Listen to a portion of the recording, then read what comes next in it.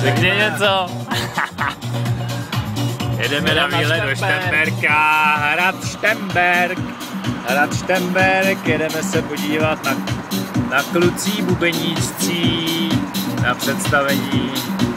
Za chvilku tam jsme, kocháme se českou krajinou, jak za starých časů. Dva vlci samotáři. Dva vlci samotáři bez žen, bez bab. Řekl se bez bab. No. Tak se nám ještě ukažte, jak jsou ty Čechy pěkný.